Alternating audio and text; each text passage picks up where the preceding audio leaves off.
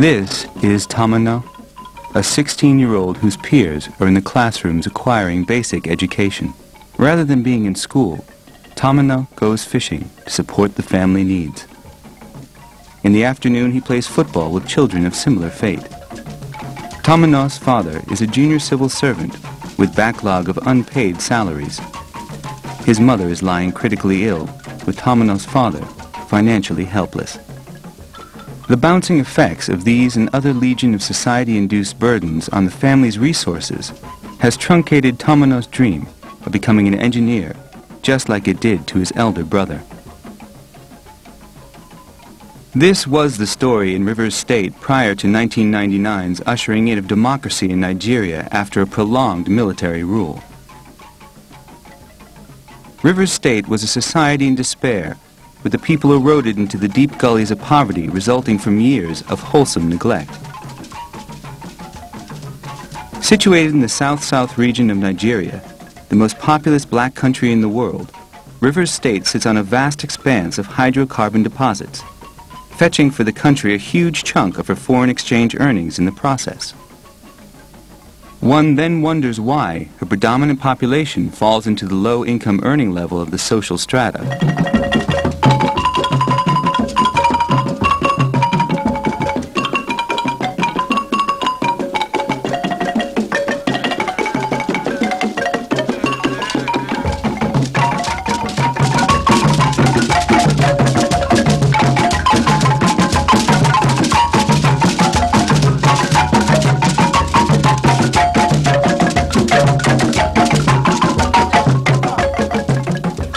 And so in what seemed like handing over their destiny into the hands of this man, by the elections in 1999, when he was voted in as executive governor of the state, Dr. Peter Odili realized that the challenges were quite enormous and daunting. The focus, therefore, is naturally to embrace the poor via the poverty alleviation programs that his administration embarked upon and ultimately improve the quality of living. Our initial programs were focused in these areas. We tackled the issue of the recovery of infrastructure, reparation of roads, recovery of eroded areas, and the construction of new ones. Same applied to public buildings, some of which had been neglected for upwards of 24 years, no maintenance, schools, hospitals, and so on. Some of the schools had no furniture whatsoever. Students would sit on the floor. Teachers, some classes had to be held outside classrooms because the roofs were leaking, and you didn't really have anything you could call basic infrastructure. So we had to deal with all this. So far so good. We think that we have been able to manage close to 80% of what we saw as needing desperate attention. 3 years into his tenure, the numerous populist programs put in place by Dr. Peter Odili's administration have greatly impacted on the citizenry of the state. He breathed a new lease of life into the entire gamut called Rivers State by accelerating human and infrastructural development in just 3 years. This feat earned him the Gold Award as the best performing state governor in Nigeria's current democratic experience through a recent national media assessment conducted by Nigerian Union of Journalists. In his words, what has democracy changed the state into? Dream states, geographically best located, with long waterline, beautiful beaches, arable land, with a beautiful forest reserve and a natural home for ecotourism. But on top of all that, the heart and soul of the oil and gas industry in Nigeria, with endless potentials for all sorts of sectoral investments. We believe that with the availability of an international airport, 2 seaports, beautiful roads, more are being built, fertilizer complex, 2 refineries and more are coming, a petrochemical industry, with a vibrant private sector, one city where security of life and property is assured. The opportunities and potentials are infinite.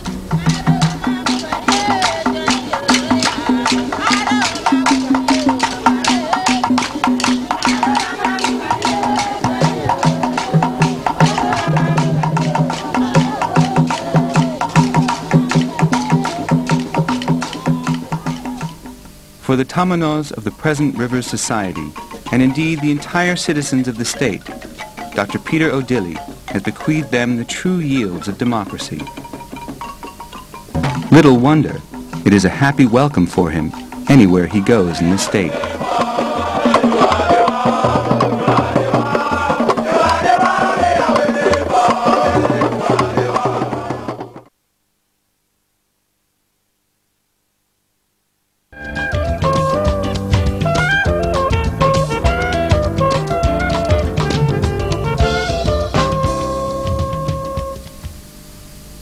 In what could be described as a paradox of sorts, Nigeria, the most populous black country in the world, came under the telescope within the tail end of 2003 and the opening quarter of 2004.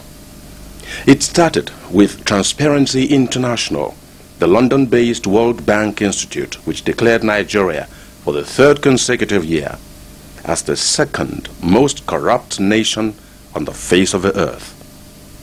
Just before the heat generated by the declaration CMAS, the results of another survey carried out by an international network of social scientists revealed through the London-based New Scientist magazine that in Nigeria resides the highest percentage of happy people, coming tops in a poll that also surveyed people of buoyant economies like the US, Australia, and Britain.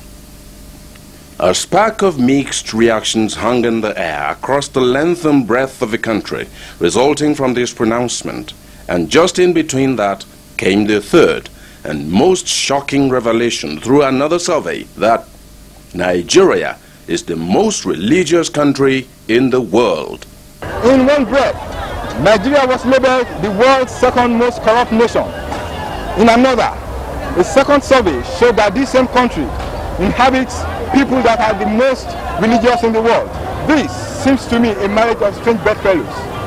As a Nigerian living in the United Kingdom, these reports triggered in my belly a torrent of reactions. The whole issue seemed shrouded in mystery, basing my judgment on the way I left things back in Nigeria 4 years ago. A member of the Commonwealth, Nigeria is a richly endowed nation with human and material opportunities. A member of the Organization of Petroleum Exporting Countries, OPEC, petroleum as at today is the mainstay of Nigeria's economy. The subsistence agricultural sector that fueled the economy in the past can no longer keep up with the rapid population growth due to the overriding influence of oil money, which is now the attraction. Due largely to an unhealthy over-dependence on oil, agriculture in Nigeria has suffered. But despite years of mismanagement as well as inconsistent and poorly conceived government policies, the agricultural sector still accounts for over 41% of GDP and 2/3 of employment. Conversely, the dependence on oil and the allure of great wealth it generated through government contracts spawned other economic distortions. Not only did it provide a conduit pipe for a privileged few to siphon the collective wealth, it also brought about a high propensity to import, which means roughly about 80% of government expenditure is recycled into foreign exchange. In spite of a seemingly abundant oil wealth, inflation in Nigeria stood at 14.5% by the end of 2000, and by August 2001, it's an all-time high of 18.7%. After several debt rescheduling, foreign debt stands at about 100% of gross domestic product. External debt figures totals a whopping $29 billion. The result, More than 50% of Nigerians probably live below the poverty line. Borrowing inter alia from the words of Nigeria's renowned journalist and columnist Reuben Abati in his article, they say we are happy. If I were an outsider too, I would easily conclude that Nigerians are the happiest people on earth, because no nation has been as battered as ours has been. Every dark cloud that could have consumed all the nations simply vanishes in our land after the initial anxiety. We survived the Civil War, we survived the upheavals of June 12, we survived military rule, we're even surviving the pains of its democracy. Then I bother to ask, could it just be the several patients of Nigerians, what the Russians call preta-pelos, that the researchers confuse for happiness? Professor Omoluabi is a consultant clinical psychologist and the head of Department of Psychology, University of Lagos, Nigeria. Hence, we factored in his opinion, and here is his psychoanalysis of the concept of happiness. Well, happiness from the point of view of psychology is an emotion, and it is a condition or a state of mind in which one is pleased with oneself and one's circumstances and one's environment as a whole. To an ordinary Nigerian, you can do nothing but be happy in the face of hopelessness and pray fervently to God for hope to the point of being fatalistic. Didn't Karl Marx say religion is the opium of the poor? Therefore, Nigerians are quick to thank God and celebrate any atom of progress and relief, to desperately claw unto happiness.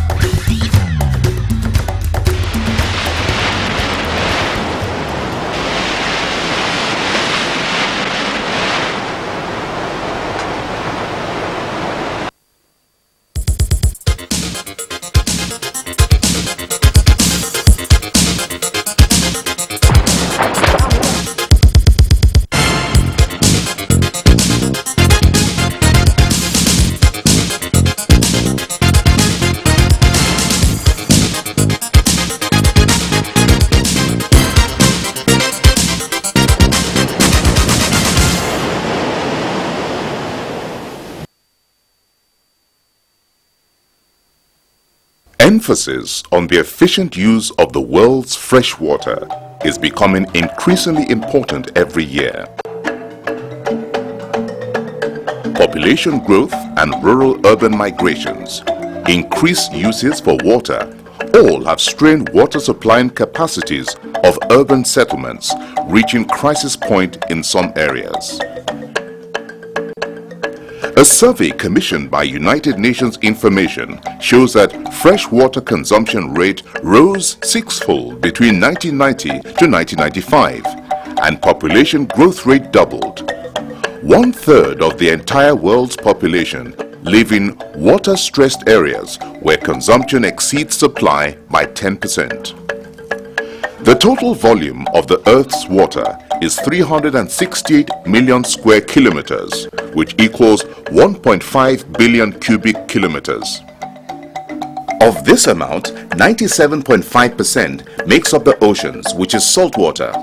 The remaining 2.5%, out of which some are frozen in glaciers and ice caps, while the rest of that 2.5% is the freshwater in rivers, lakes and groundwater, atmospheric and soil.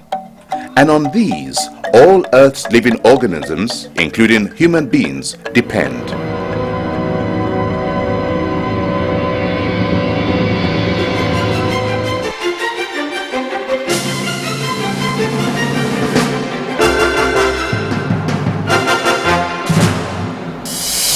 talk of water, we talk of both quantity and quality. We should not forget. Even when the water is available, what is the quality of that water? So we look at the resource in terms of availability of volume, which is being depleted. Then apart from that, we look at the quality. How is the quality being affected? Overpopulation.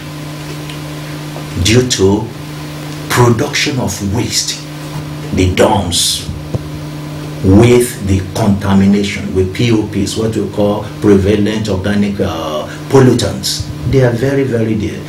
Global consumption since 1900 has risen by 10-fold, 10 times. And not only that, more than 1 billion currently don't have access to safe water for drinking. I want to tell you it's going to be a very serious matter. Very, very serious matter. Unless we have what I call conservation. Good conservation of water.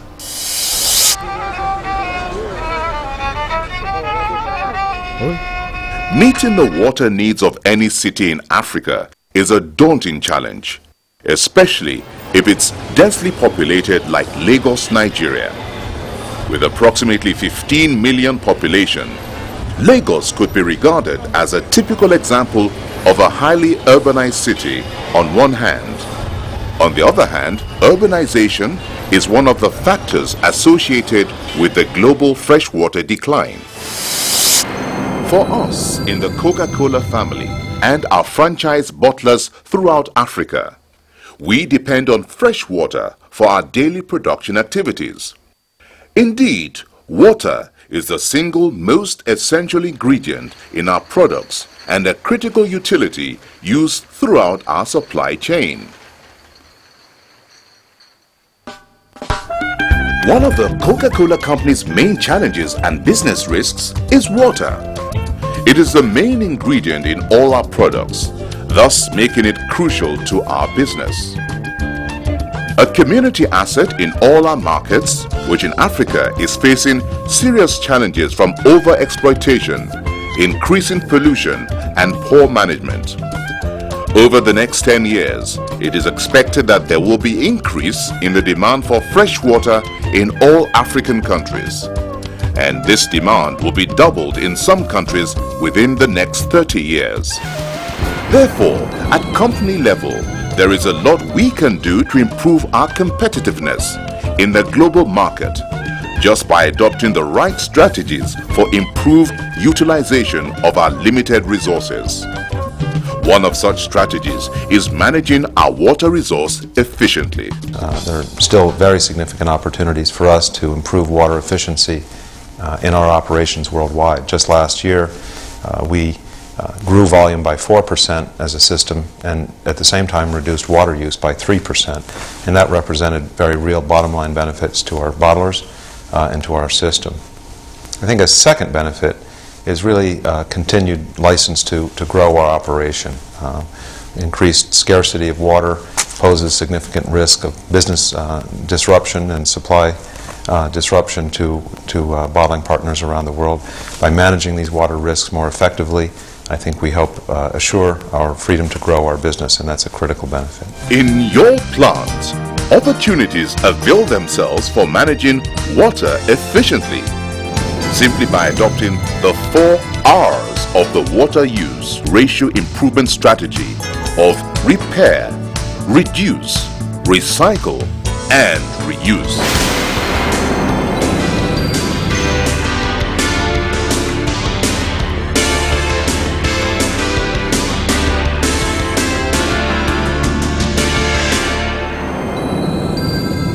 Eco Africa says, water, use it wisely.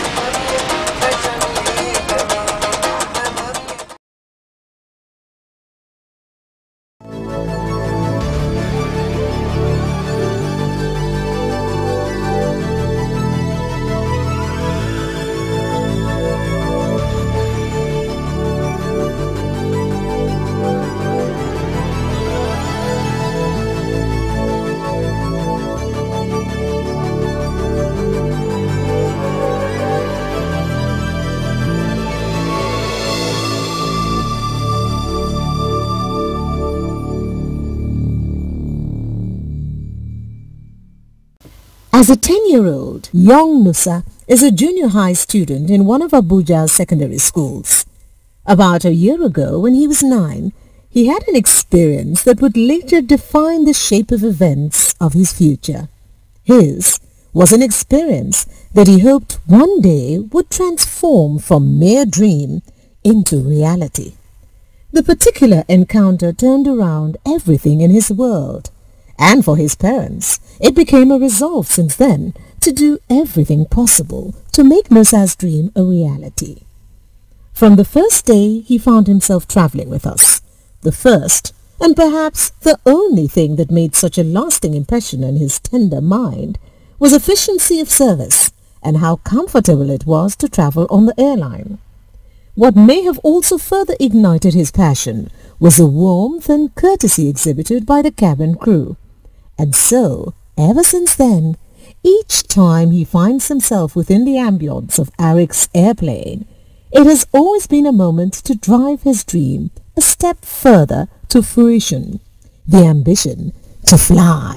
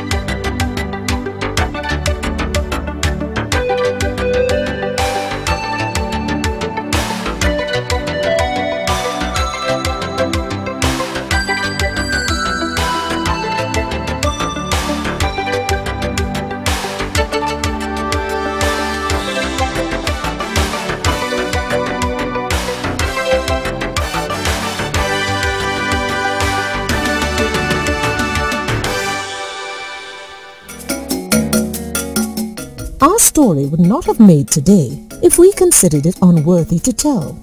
But the fact that it is a success story, not only for us, but for Nigeria and her entire citizens, makes us feel proud to tell you our story as we celebrate yet another milestone in the course of our history. We have a litany of many firsts, and all of them, as we always say, are in the interest of Nigerians. Just like the undying passion of Nusa, the vision for Arik Airlines is a heroic one. Arik, the wings of Nigeria. Having helped ignite Nusa's passion as a child, which he keeps fine-tuning, at Arik, we too are passionate to keep improving on our operations for years to come. To always be a delight to our customers and keeping in trust the faith reposed in us by our passengers. By the time Nusa is grown enough to actualize his dream of flying an airplane, we are confident we would have created the platform for him and many like him to nurture their dreams to fruition. That will make us proud at Arik to see the returns on what we have invested in the future of Nigeria. This is our story, and it will always be a great pleasure welcoming you on board.